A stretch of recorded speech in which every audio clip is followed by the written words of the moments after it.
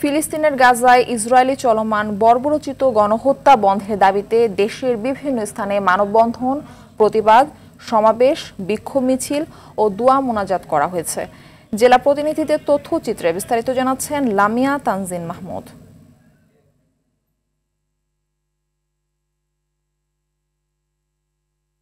গণহত্যা বন্ধের দাবিতে বরিশালে সকাল থেকেই আলাদাভাবে বিক্ষোভ মিছিল বের করে নগরীর গুরুত্বপূর্ণ সড়ক প্রদক্ষিণ করে বিক্ষুব্ধরা।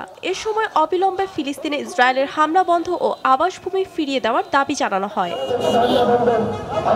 এছাড়া বরিশালে বিভিন্ন সংগঠন মানববন্ধন, প্রতিবাদ সমাবেশ, বিক্ষোভ মিছিল ও দোয়া মোনাজাত করেছে। গাজায় যুদ্ধবিরোধী চুক্তি ভঙ্গ করে ইসরায়েলি বাহিনীর নৃশংস গণহত্যা ও উপর্যুপরি বিমান হামলায় ধ্বংসযজ্ঞের প্রতিবাদে দিনাজপুরে বিক্ষোভ মিছিল করা হয়েছে। ফিলিস্তিনিদের উপর ইসরায়েলের বর্বরোচিত হামলা ও গণহত্যার প্রতিবাদে গাইবান্ধায় মানববন্ধন ও বিক্ষোভ সমাবেশ করা হয়েছে। ইসরায়েলি আগ্রাসনের বিরুদ্ধে বিশ্ব মুসলিমদের ঐক্যবদ্ধ হওয়ার আহ্বানের মধ্য দিয়ে মেহেরপুরের আরপাড়া গ্রামে বিক্ষোভ সমাবেশ করা হয়েছে।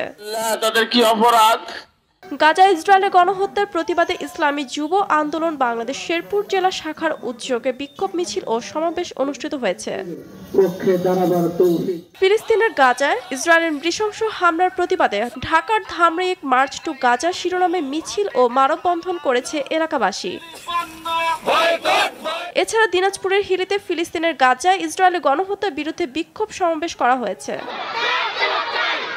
লামিয়া তানজিন মাহমুদ, RTV।